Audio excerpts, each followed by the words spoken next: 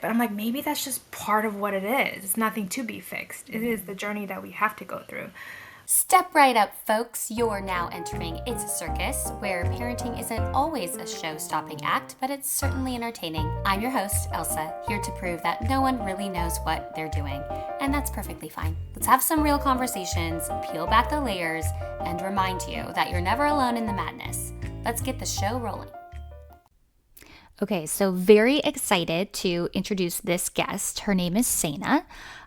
She has a little bio here I'm going to read to you, but I do want to let you know that I have worked with her for years and love working with her. She is one of these people that literally pulls the best from everyone around them. It is such a gift. It is such a talent. It's an honor to have worked with her, and I adore her. I love our conversations. I adore her as a professional, as a friend, as everything. She is fantastic and wonderful. And we dive into a couple things here. Her journey of motherhood does come with some adversity. So we talk about that in the beginning, and then we move through kind of her experience, and then we get into this topic around kind of more of the identity shifts that happen or can happen as you evolve through this point in your life, and what that means to us, what potentially it means for the people around us, what we feel as like society is potentially telling us. It's a good one and a deep one, and one that I love. And I could not be more thrilled and honored to have her on the podcast. So here is her bio. Saena Park is a seasoned marketing and business leader who currently serves as Chief Operating Officer at The Hair Shop, a leading brand in premium hair extension space. With a career spanning the entertainment and beauty industry, she blends empathetic leadership with sharp strategic execution to drive growth and scale brands. Her zone of genius: aligning teams and building momentum toward meaningful transformation with minimal drama and maximum snacks. Outside of work, Saena is a devoted dog lover, partner, newish mom to a spirited 2-year-old, her greatest joy and most humbling adventure yet. She's deeply passionate about personal evolution and is on a mission to build a life rooted in presence, purpose, and just the right amount of chaos. Without further ado, here is Saena.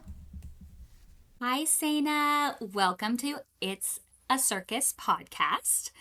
I would love for you to give us your mama stats. So, how many kiddos, how old are they, and have you always envisioned yourself as a mom, or how was that journey into motherhood or parenthood? Hi, Elsa. Thanks for having me here. I'm excited. I'm excited for you. I'm excited to talk about this. I'm also a little nervous, but I'll give you the mom stats. So I'm Saena. I am a mom of a 2-year-old boy. His name is Miles. So he just turned 2. And did I ever imagine becoming a mom? I actually didn't. I spent most of my life, all the way through my 30s, thinking that I wasn't decided, but I never really envisioned being a mom. And the way it happened was, I just found a partner where we both talked about it, like we're open to it. We're open to it. And then after meeting my partner, we started to get excited by the idea of being parents. And that was the first time I even considered being a mom. And that was in my 30s. So I was kind of quite late to the game. And miraculously, actually, after having a not so great first experience of getting pregnant and going through quite a difficult situation with that, we got blessed with Miles like 9 months later. Wow. Yeah. Such a little miracle man. Yeah, I call him, he really is a miracle, because just to quickly talk about what happened in my first pregnancy, it was surprise. So like we weren't planning for it, but we were open to it. So we allowed, if it happened, it happened. And I got pregnant pretty quickly. Again, pretty lucky there, but it was a ectopic pregnancy, which I didn't know it was, because the medical system didn't discover it. They just thought I had a miscarriage, and that ectopic pregnancy ended up continuing to grow, and I had to have an emergency surgery when I was having pains and all of that. So that was my first experience Oh my with God. getting pregnant, and it was really sad, and all had all those layered parts of just like, do I want to be a mom or do I not? Like, you kind of grieve through that. But I was gonna say, what was kind of what it highlighted for us is that we really did want to have a child, actually. And so, Mm. with some time, we we started to be more open about it again, and then really shortly thereafter that Miles came along. So he's truly is a miracle baby. Oh my God. Ugh, Saena, that's Yeah. so sad. And you know what? When we were talking before, I totally forgot that that was part of your story. So Yeah. Yeah. thank you for sharing. That Hmm. kind of stuff is so hard. And it's Hmm. one of those things that I feel like happens so often Yep. to people. And Yep. you just, I don't know. I It's part of it. It's part of it. I have a lot of girlfriends too right now, either Hmm. trying to get pregnant or go through, they're going through their own unique journeys. And it's just wild Hmm. how many women have some type of issue in this part of their journey. And it's difficult. And again, not really talked about openly in a public way. We talk about it with our friends, of Right. course, in a very private Yeah. way. But one thing I try to always encourage them with is like, it is hard. Like, there is a lot of things that can go wrong through the journey or through the process. Yeah. And, you just need your system of moms or friends that can support you through it. And I know, unfortunately, I know a lot of women who had some difficult step in the process. Dang. Yeah. Yeah. That is it's so hard. And Yeah. I think before you're a mom, where my experience was, Yeah. before you're a mom, you have this vision of how potentially you will get there. And when your friends start sharing these stories, or when you start meeting people that are having these Hmm. experiences, you Hmm. really realize how like legit every child is a true miracle, to Yeah. go from the very beginning to the birth and out into the world, Yeah. because wow, there are a lot of things that can happen. Yep. So, Yeah. That's how I felt too. It's like dang. true Yeah. miracle, such a blessing. Yeah. You really, I think prior to becoming a mom, meaning prior to getting Mhm. pregnant, you just don't think about it at that level. You really don't. I think when No. as you go through it, you're like, okay, yeah, this is a blessing. Yeah, and I think what can be really common is once you get a pick or a peek or a taste of, oh, I could be pregnant, it's Hmm. almost like for some people, it is like, oh, well then that loss is like a reminder of like, oh yeah, I do. It's an affirmation to like move forward, or like a clarity around, yes, I do, or no, I don't Yeah, want yeah. That's what happened to that me. Yeah. baby. It could have been a Yeah, point where my partner and I decided like, okay, let's hold off. Maybe it was totally. too much to handle, Yep. but it actually pushed us the other way. So again, it was a good validation of of the fact that we did want to have kids together. Oh. Hi, Miles. I So cute. know. He's the cutest. So, okay. So you've gone through that process, and then you were like, okay, potentially we officially want little one. How did you prep for that experience? Did you do classes? Did you read books? Were you like super anti any advice? Like, what was that kind of like prep for the arrival like? Yeah. I'll start off by saying I don't think I'm that great of a prepper or planner in my personal life. I think I spend all my Yeah. energies in my career and workplace doing that. So in my personal life, I'm just not too much of a prepper. I will say though, Mm-hmm. there were times when I would go down the rabbit hole of like one question popping into my head. And so I would go down the rabbit hole of going online to find information or Instagram, social. And that was actually not that helpful for me. So I realized that Yeah. relatively early on in the pregnancy. And so what I ended up doing as my prep was talking to my mom friends. That was Aw. the Yeah. best, I think, Yeah. prep that I could that I felt worked for me. Mm-hmm. I had friends who read books. They gave me their recommendations Mm-hmm. on books. it's all overwhelming. For me, I couldn't get my mind to absorb book content. I could like absorb short snippets, but it was just so much of like I didn't know what to expect. So it was probably closer to later in the pregnancy, like months 8 and 9, where I was like, okay, maybe I should actually sit down and start prepping. But then I'm like, what am I prepping for? And actually, I during know. that time, it was like labor. That was like that was the Yeah, you're scariest like, part. this is the scariest thing. The Yeah. baby, I mean, whatever, but like I'm like this one step moment at a is time. terrifying. Exactly. Like I was like, I can't even think Yeah. about like what a newborn and like, because I would hear advice around like sleep training and Hmm. schedules and how to work it out with your partner and who does what and you're Yeah. sleep deprived. I heard all the things, but like to actually like digest and try to envision what that would be and how you can take tips and apply it, that was just too removed for me. My first step was like, okay, tell me about your birthing experience. I did take advice around like talking to doulas and just trying Hmm. to do some research on like more like what is it, natural techniques, just Oh, to yeah. yeah, just like kind Yes. of how to deal with pain. And ultimately what's funny is all that prep didn't actually even plan out the way Hmm. I had thought. I mean, I can go into details, but Hmm. truly you have a plan, and what actually ended up happening was completely different. Would I change prepping? Not at all. I would have still gone through that same Right. process because I think in Yeah. some ways it still helped, even if it didn't go at all like that. Yeah. I think that's like, isn't that just like, that's the beginning of like a taste of parenthood.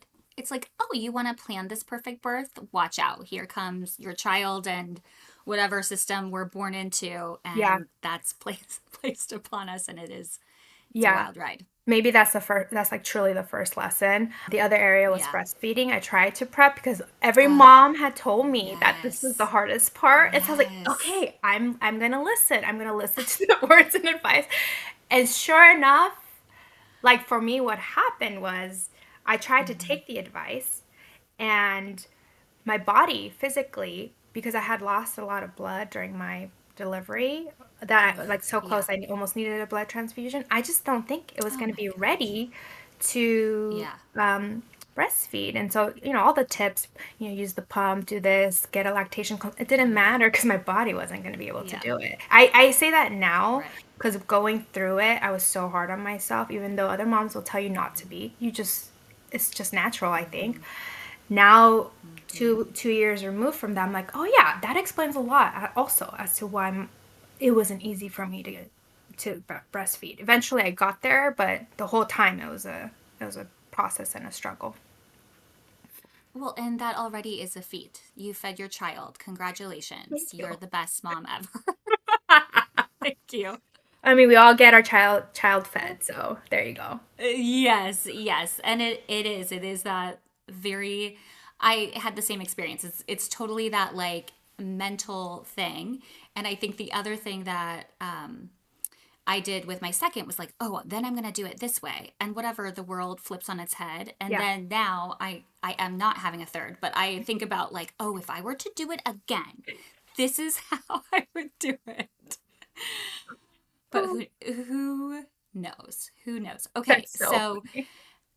I No, because yeah, yeah. I say that's so funny because I feel exactly the same way. I'm just like, you have so many encouraging friends that will say it's okay if you didn't breastfeed or you could do da, da, da. But still, I'm like, if Yes. I give me another shot, I would still do it again. Like I would still try to do I know. something, and I'm like, what is that within us that I don't know, like wants to, I guess it's not even pressure. It is something. It's some kind of mom pressure that you inflict on yourself.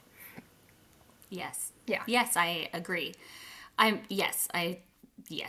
just 1,000,000% agree. Okay, so I want to get to this part, and that is the part where you are, a very living that sweet C-suite life at a company, Hmm. and you had the opportunity to research and then put in place that Hmm. company's very first mat leave plan. And That's right.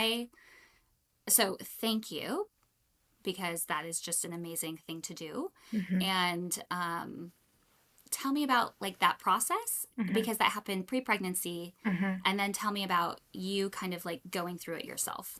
Sure. So this was actually not that long ago in 2021. I'm still at the same company, but during 2021 is when the topic came up. And surprisingly, though the company, we're small, we've been around, we just never had a maternity or paternity place leave in place.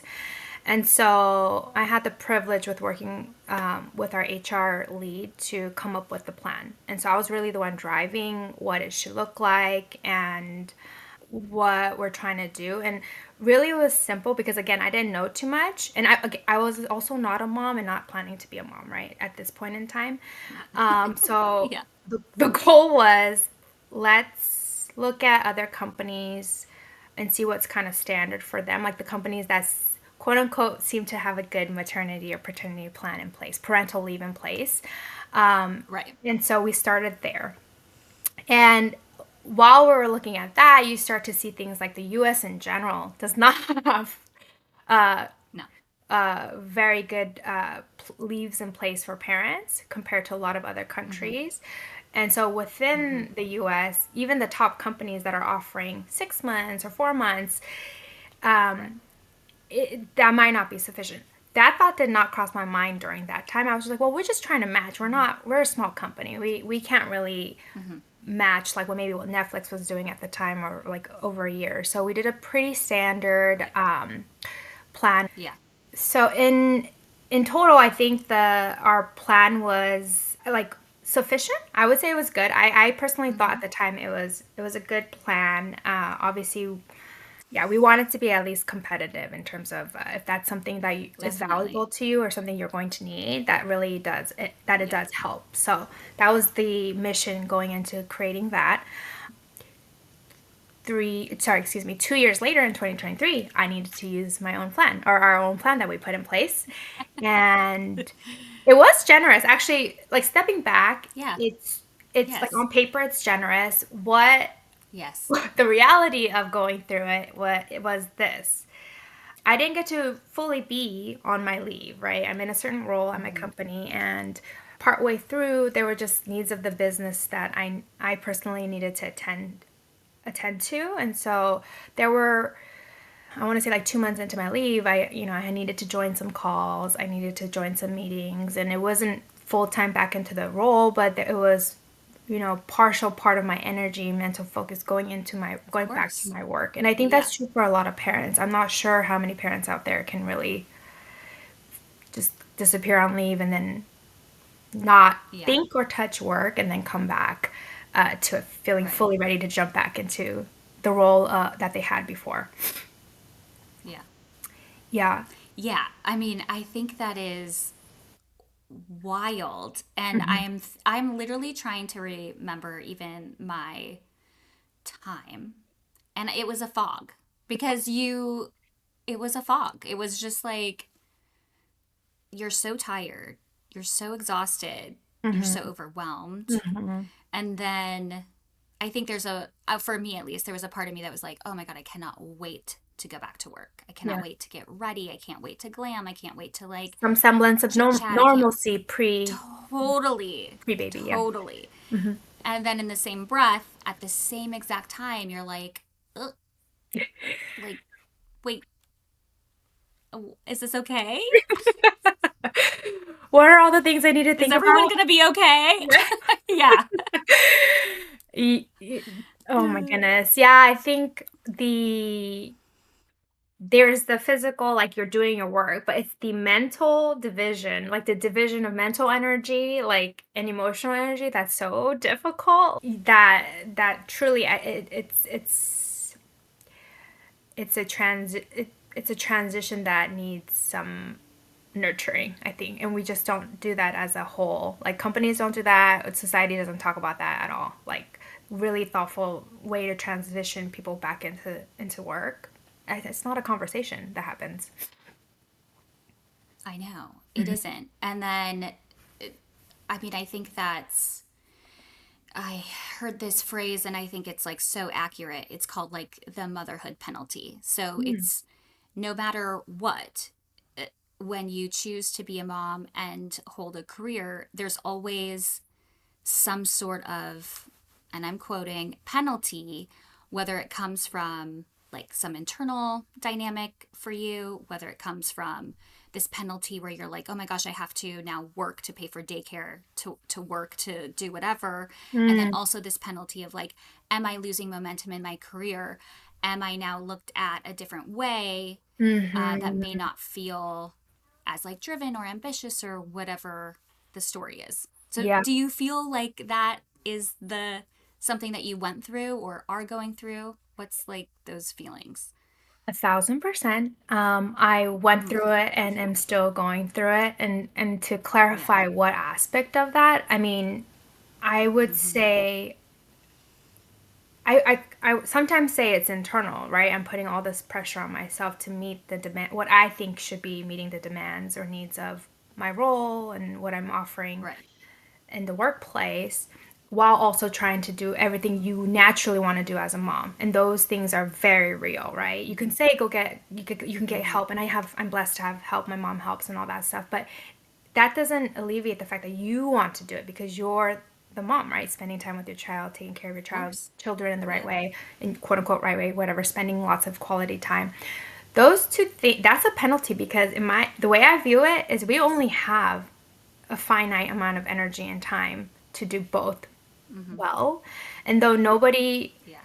may come and critique you, you yourself are critiquing what you could do before and now comparing that to another thing you have to do, right? There's Yes. two things. It's just a little bit of Yes. I said it earlier, a little bit of an impossible task to do both to the standards and expectations you hold for yourself. There's also a penalty that I think is very real externally, and you mentioned this, which is your career. So, Yeah. like, you have to grind and do the same level that you did before while also doing Mm-hmm. this whole nother extremely valuable role in society. Yes. Um, so you're gonna have to sacrifice that to continue. But most moms, or not most moms, I'll speak for myself and maybe the moms around me, don't want to make Mm-hmm. that sacrifice right now. So then I think ultimately, in Of some course. way, a sacrifice gets made Yeah. on the career front. And it's sad to know that that's happening, but also sometimes feeling like you can't do anything about that unless you do like a Right. Because big what's the career solve? pivot. Yeah, totally. A Yeah, pivot or you just blow up your life or whatever. Yes, exactly. And exactly. I mean that thought enters my mind a lot too. Right. Yeah. Mm-hmm.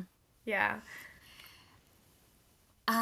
Okay, so when you think about yourself Hmm. pre Miracle Man, Miles, Yeah. when you think about yourself that way and you think about that moment in time coming back to work, that moment that we continue to have as we, you know, Hmm. embrace our new role, Hmm. in addition to all the career stuff we have going on, do you have advice for yourself? Is there something that you would tell yourself? Tell pre-Miles version of myself. Mm-hmm. That one, I mean, lots of different tips come into my mind, but the Mm-hmm. I would say I think the one that would help me probably the most would be to prepare for an evolution of yourself, meaning we a lot Mm-hmm. of the preparation was around like baby, how to be a parent, how to do day-to-day stuff, like what's that going to look like, what are duties between you and your partner going to look like. But what I wasn't really spending too much time thinking about is how I was going to have to evolve, and I'm still evolving. And a lot of it's not going to be predictable, but just know that you will evolve. And that means that your identity could shift, your what you value is probably going to shift. How you view what society does is going to shift. And what I mean by that is I feel like as a mom, I have more of a crystal clear sense of that's what society has in place, but that doesn't work for me. Or that's what society has in place, but that's not natural to how Yes. I feel as a mom to my child or to the family unit. And so it causes an evolution, and be prepared to feel a little lost in that, because that is exactly how I feel right now. It's a Yeah. I journey. mean, It's a journey, and like I'm still it going through it, and it's still evolving. And so, I wouldn't be able to tell former Sana like the practical steps of how to prepare for it, but just know that that's coming is what I would say. And don't be scared of it. I would also tell her, don't be scared mm, of it. Try to embrace it. Be aware of it, because I think being aware of it also allows you to embrace it versus resisting it, feeling like something's wrong with you. Ugh. And that is also another thing about postpartumness, or where everything is looked at as like something's wrong with you. You're feeling anxiety, you're feeling fear, you're feeling depression. Like, let's try to fix it. But I'm like, maybe that's just part of what it is. It's nothing to be fixed. It is the journey that we have to go through. And so, yeah, I think that's the advice I tell myself. Your identity and your evolution is gonna probably flip you on your head, and it's a new paradigm. uh, seriously, so powerful. Yeah. I'm like having like tears in my eyes because that feels good to hear. So thank you. Yeah, of course. But like, yes, I mean, this is like an evolution, Hmm. and an evolution doesn't mean it's not easy. An evolution doesn't mean that it Hmm. feels good the whole time. Yeah. The evolution doesn't mean that you won't resist it. Yes. But I think like the idea of the evolution is just, it's so beautiful and so Hmm. like empowering, actually, exactly what you said. Act. So And you know I'm who? hearing that today. And Saina, Yeah. little Saina, who you just spoke to, Yeah. wow. Well, also, I want to give you credit, Elsa, because you're the one who turned me on to the concept of matrescence, which Mm-hmm.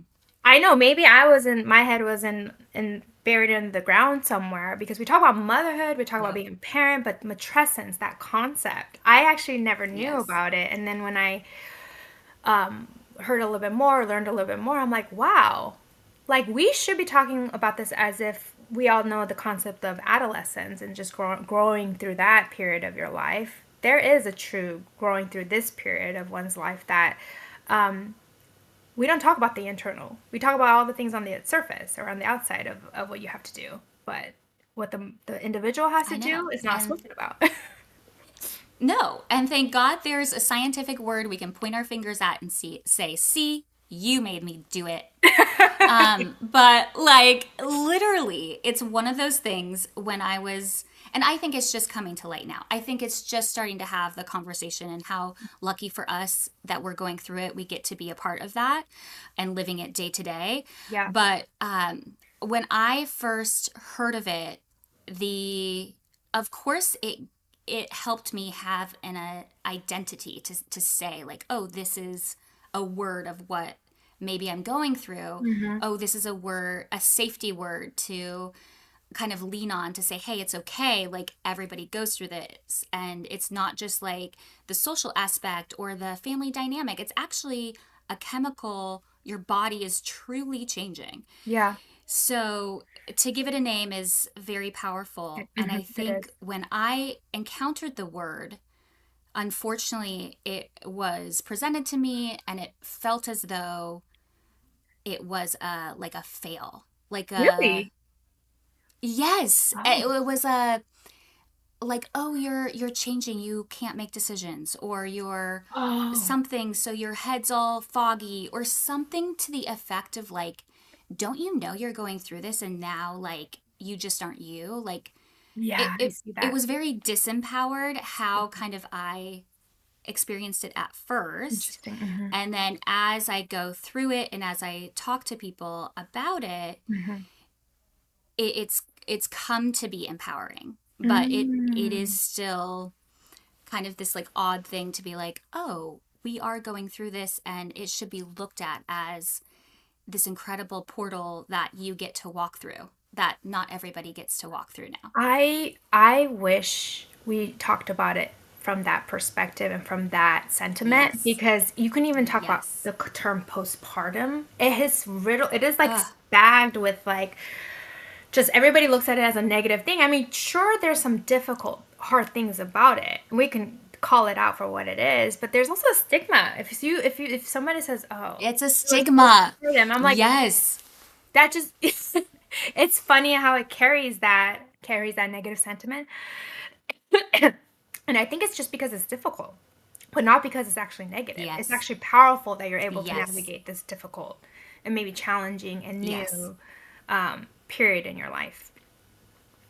Yes. And I don't know the specifics of this. Maybe I will find them out before we post this, but there is chemical changes that happen in a father and Hmm. also with adoptive parents. So it's Hmm. not just designated to the birth person. It is Hmm. also designated to like this big caretaking role Hmm. experience, which I find absolutely fascinating. It's like rapid fire. It's rapid fire. I'm like, what am I saying? Okay, yes, it's rapid fire. Rapid fire. Okay. So yes, rapid fire. So there's three of them. What is the parenting myth that you wish would go away? Which one should I choose? Which one should I choose?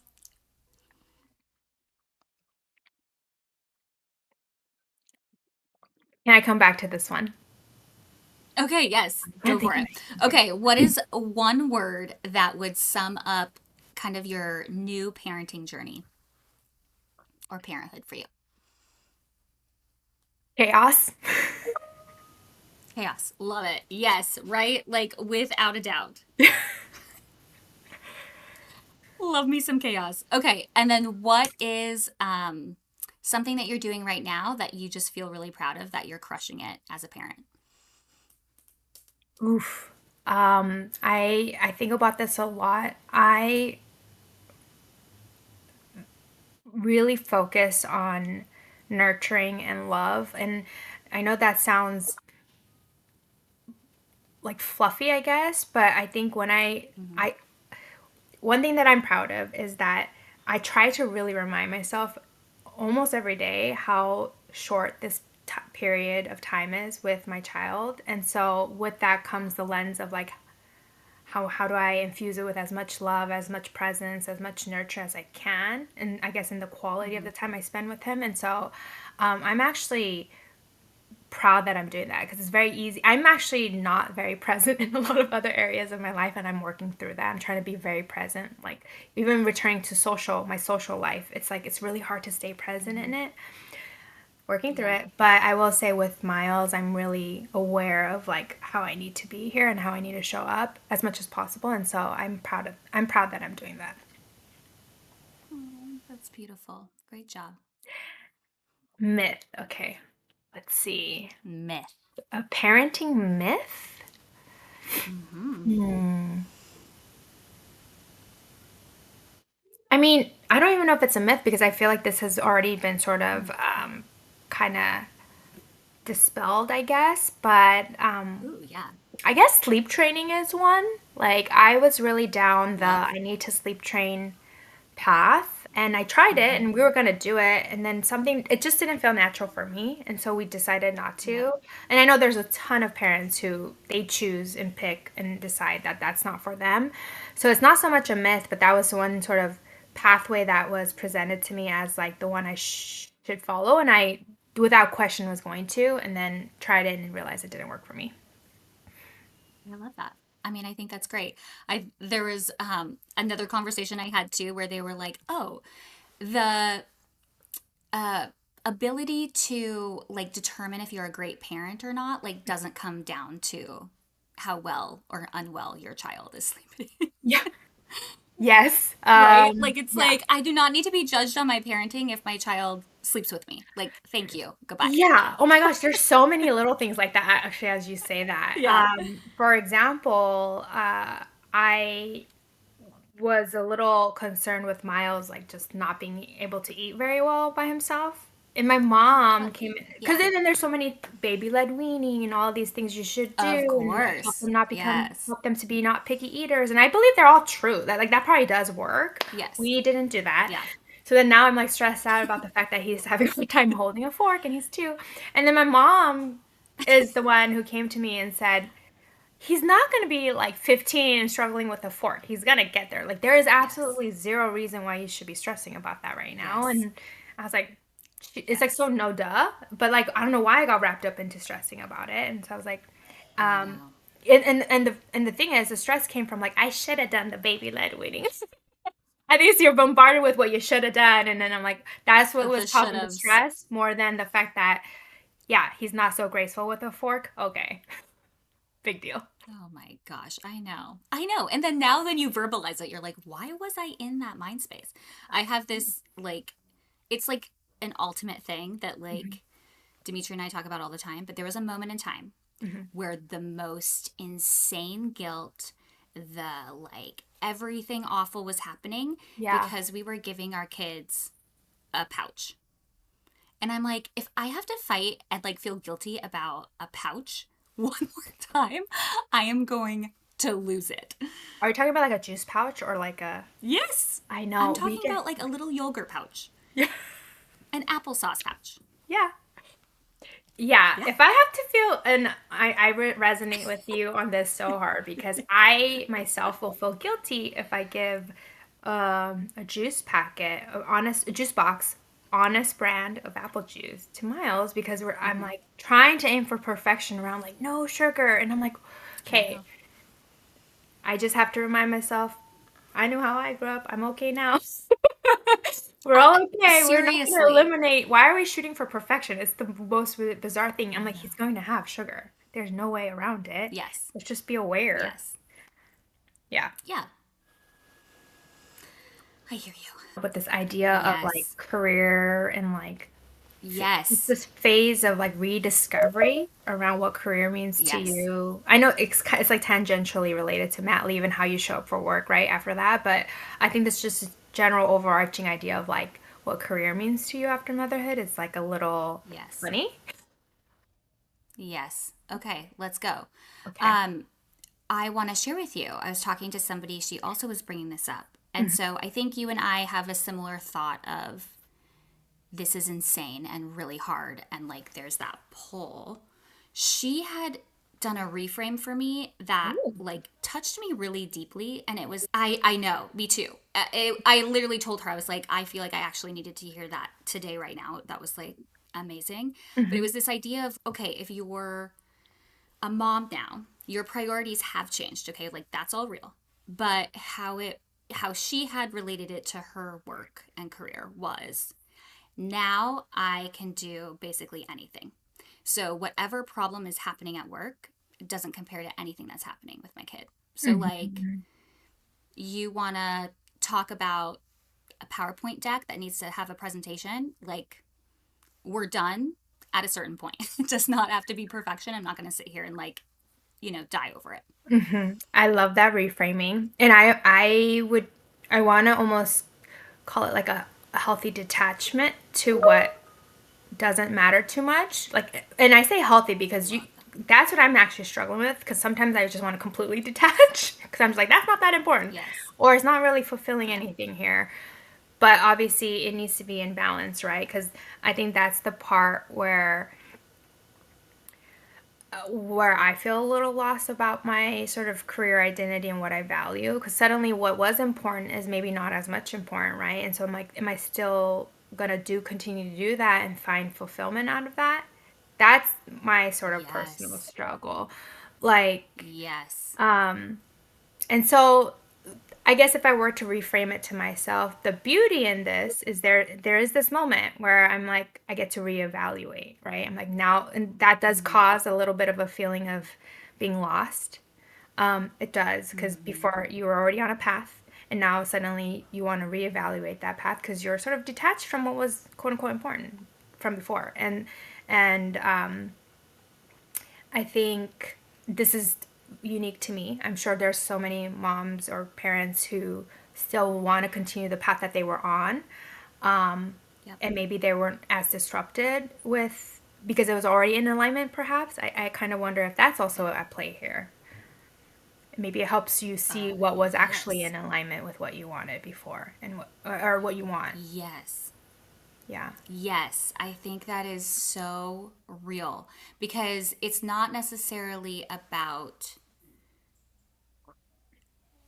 I mean, I think it's like you feel different in Hmm. your work life, and Hmm. then you're like, can I put the effort forward that I always have? Or can Mhm. I not and still show like great work? Work? And then do I even want to do that? Like, Yes. is even that the question? Yes, that you and I know we're being kind of conceptual and broad. We're not using specifics, but when you said that, I totally know exactly what you're talking about. The Mm-hmm. level of effort you want to bring or you did bring before is not Mm-hmm. exactly going to be the same right now. And do you want to show up that way in what you're doing? Or does this mean maybe Mm-hmm. there's something else that you're supposed to be doing? Yeah. So how do you work through that? So if you're feeling that way right now, how are Mhm. you working through that? What are you thinking about? Um, that is a excellent question, and my answer might sound different months from now because it might be more removed from it, but because I Yes. am in the thick of it, it might be Yes. hard to see for Yes. myself what I am doing. But I have been listening to a lot of podcasts and trying to figure out and talking to my therapist. And the only thing I'm doing right now that I feel works is Mm-hmm. using your internal compass. So um, I think it was Mel Robbins' podcast. She was saying like when trying to find a purpose, um, you know, ask the question, like try to feel for what brings you energy and excites you, and then what brings you fear. And so I'm just evaluating everything through those two questions. Is this something driven by fear? Like, am I trying to advance in this in this career place, in this path because I know it's familiar, but it's because I'm afraid of the unknown? Kind Right. of that questioning, or like, oh, this very simple thing that I do in my day to day, it brings me a lot of energy and joy. What is that? Is there something Mm-hmm. there further I should probe into? I'm just starting to Mm-hmm. evaluate that way to help me maybe find alignment with, or find out what it is that I can do that's more in alignment with me. I love that. Yeah. It's not easy though, because again, there's a lot of external forces that will, um, I think, try to kind of keep you doing what you are doing. A good example of Yeah. that is I'll have a conversation with a group of friends talking about my work, and like, they're being supportive, but they're also saying things like, oh yeah, you should stay in it. I'm kind of reading in between the lines, and it's a lot of commentary around like, Yeah. leave, like, doing something different is almost out of the question. It's almost like supporting you in the direction Mm-hmm. you're already moving in is like the natural default. Mm-hmm. So it's interesting to notice those things when I'm having conversations with other people. I know. So how, okay. Yeah, because I think part of my postpartum Hmm. was really worrying about, I don't know, what the world's telling me, what I initially envisioned, Yeah. what I thought to be me at a certain point or whatever. Hmm. How it, like, I still think I struggle with it. I struggle with it How right do now. you, like, how do you do that? How do you I do it? struggle with that so hard. And like, real example, like I'll be if I'm evaluating whether I need to do like a career pivot, I literally imagine like, oh my God, what about all my friends that I went to business school with and got MBAs with? They're Oh my God, like right? they're Yes. on like a like Yes. trajectory that's so Yes. probably different than mine. And so Yes. and then I'm like, Yes. I think about like, well, I don't want to be that sort of stereotype of a mom who just like completely had to break and do this like Oh, sabbatical or hiatus or good whatever from her God. career. But then I'm like, why is there even shame in that sort of stigma? Why is that even a I know. stigma? First of all, I wonder. I know. So then what helps me just get through that thought in general is I zoom out. I'm like, Mm-hmm. well, I'm using what brings me joy or comes from fear litmus test. They're not responsible for my joy at the end of this life, right? At the end of the road, they're not going to be Totally. like, "Was Saena happy and fulfilled?" They don't give a shit. I'm sorry, they do. I mean, they care about me. These are my friends, but ultimately, they're not going to know that. And so I'm like, if I have to make this No. decision because I know this is what lights me up. By the way, that was the term I was trying to find. Lights me up. then Mm-hmm. I have to lean into that. I have to lean into that, what lights me up, and it's gonna not make sense to them, and it's not even maybe not gonna make sense to me exactly. Yeah. So I try to reassure myself that way. But truly, I totally get it. I struggle with like, I used to say, oh, I don't care what other people think. Like but you know what? We all really, really do. Mm-hmm. It's so ingrained in I us know. that you just have to call Yes. awareness to where you actually do care or worry. And part of the calculus of deciding to do something different, it does come from like people are gonna think this is something weird. Like this is like the judgment of people Mm-hmm. going like, "What is she doing?" That is there, underlying it a little bit. I know. And how crazy, because I think this too, how Mhm. crazy because ultimately we are not other people's main characters. That's No what I'm one's saying. sitting there watching our sitcom like invested eating popcorn, being That's what like, I'm okay, saying. I only want to watch Saena right now. Yeah, exactly. And I guess that's what I meant when I don't give a shit. Like, excuse my language, but that's what I mean. Because they're their Yes. own character. I'm my own. I'm writing my own movie, my own novel, my own journey here. So, like, I need to Yes. focus on what's gonna matter to me. And so that Hmm. exactly that thought helps me just move past it for the moment.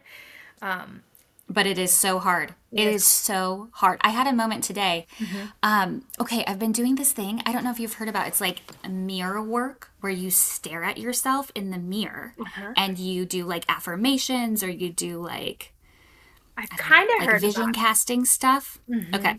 So I've done it a couple times. I'm like, I want to try this. It's very powerful. Yeah. But I was having this moment of pre kiddos. I can promise you, I lived in a world where I thought nothing could penetrate me.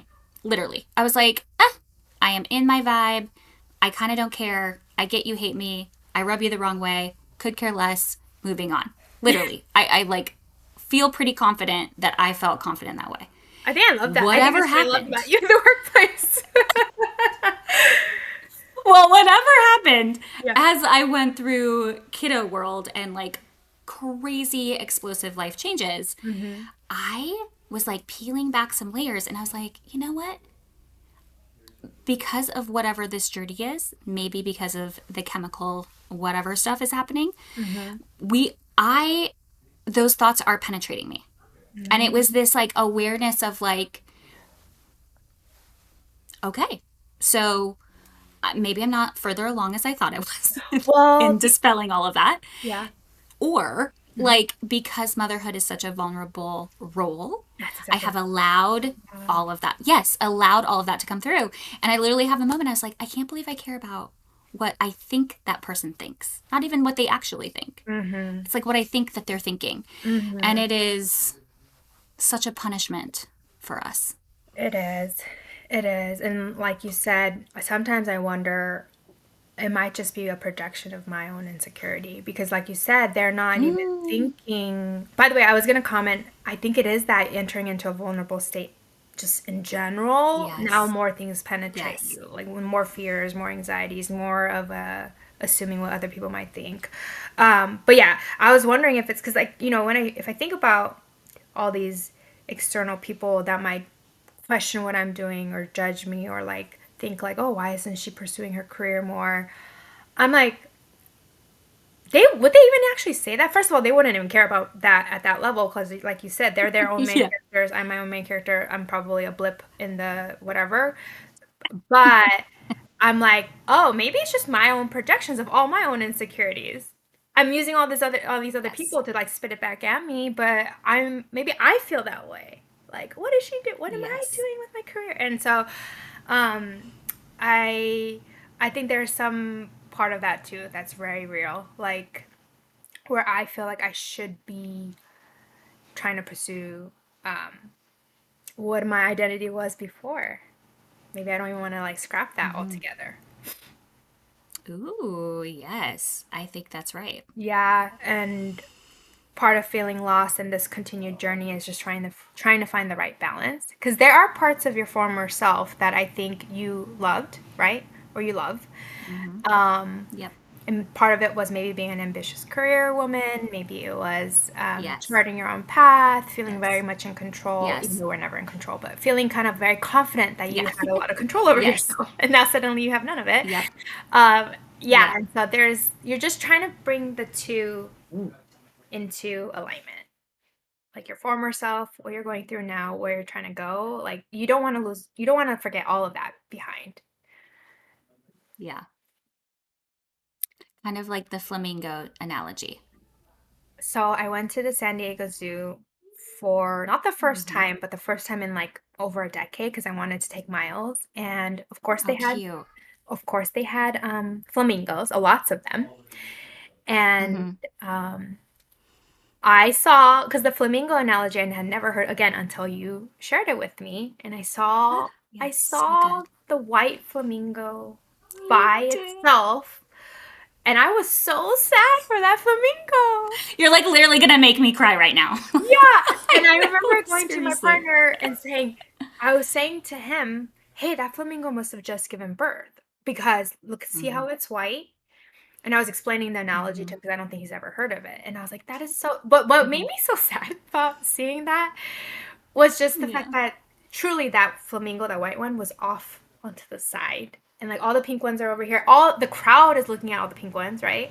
But this white one, Yeah. first of all, it's already different looking and white and quote unquote pale. I don't know why I thought of the word pale when I saw it, but also it was just the visual representation of just off to the side. That was like so Yes. sad to see, knowing kind of what it was explained to me about why they're white.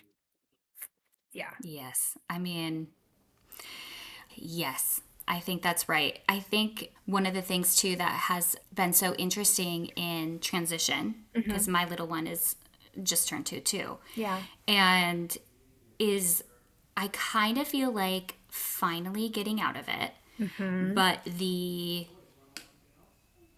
idea of like losing your pink and then getting it back, Hmm. I had resisted so much because everyone tells you, Yeah. oh, when this is going to change your life's going to turn upside down. Your Hmm. whole life is going to change. Your priorities are going to I Yeah. couldn't stand Yeah. hearing that. Yeah. And I was like, oh, well, not me. So here I am running around clinging onto Yeah. maybe things that don't make sense. And Hmm. then Hmm. having this like really like internal, storm that was really unnecessary when you can lean into whatever is next.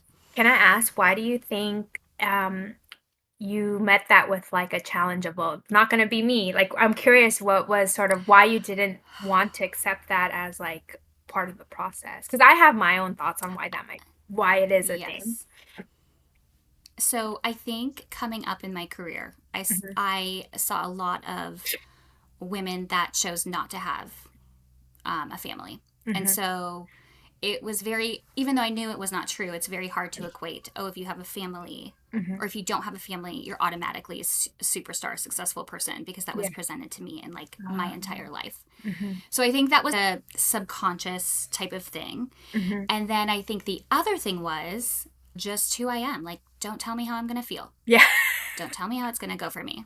Yeah, Don't exactly. you dare Yeah. Yeah. try to tell me what's going to happen to me right now. Right. Like, Right. I've got this. Hmm. So I think that was like also just like a way of thinking, like those two things just were not a good combo. I also wonder, that makes a lot of sense, by the way. And I also wonder, Mm-hmm. do we need to start talking about as a whole, as a society, about this transition, about the change that you're in like a more positive, empowered Yes. way? Because it's hard because you're Yes. describing something that's kind of challenging, right? Because Yes. I will say there is a stigma attached to like, oh, she's gonna become a mom and she's gonna stop pursuing career. Like that concept in general is I've held it. I look at it as like, oh, it's a mom Yes. that quit or something, or a woman that quit on her Yes. life or something like that. Yes. But it's so not true in the reality. The reality is it's No. very nuanced and way more dynamic in terms of what goes into the sort of all the considerations and what you're actually doing as a human being on the earth on Yeah. earth. Um, but yeah, I'm wondering if that's something that we could start changing the the stigma around to make it something that's so powerful. I love that when you use the word evolution. That's even more powerful Yeah. than a journey to me. Like that feels like so like full of growth, full of whatever. And Mhm. then And we're um meant to evolve too. That's the thing, right? We're meant to yes. continuously Yes. change. I think there's so much power in Yes. the idea that we're not stagnant, and yet Yes. there's so much criticism in how you change, right? If you're not changing the right way or Yes. changing this way, then it's looked at, oh, she quit on her former ambitions or her life or her Right. passions. I'm like, that's not Right. true. Yep. No, it's not true. And I think the other thing too is like for a reframe. What an opportunity. Mhm. You don't get to plan this moment in your life. Here you go. Mhm. Watch out. Like the advice that you would give your previous self, Yeah. like watch out, here you go. Yeah. Lucky you. You get to walk through this portal Yeah. and where you'll end up, nobody knows, but you'll be great and you'll be fine Yep. and you'll move on. Yeah. At least that's what I'm telling myself.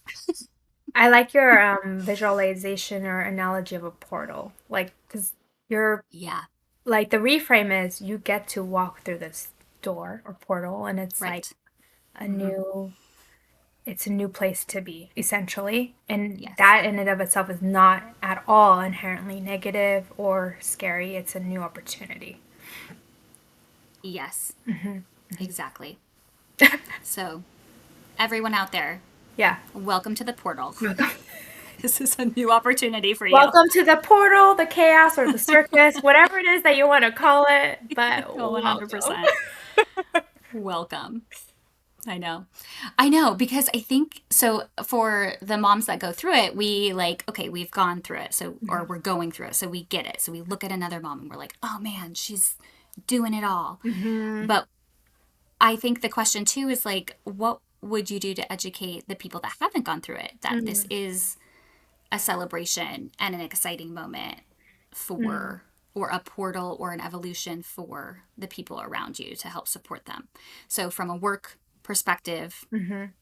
I mean, if you had bosses and society that was, oh, anyone going through this Hmm. crazy moment in their lives is going to be a freaking rock star when they Hmm. get out of it. There is no, that is not the thought. Hmm. Yeah. That's an interesting one because I'm like faced with real life examples of like people who are they're pregnant. So they're gonna, like my friends who are pregnant and Mm-hmm. they're first time child. And I'm like, I'm always very cautious of like what to say right now. Yes. And I know. therein lies I the know.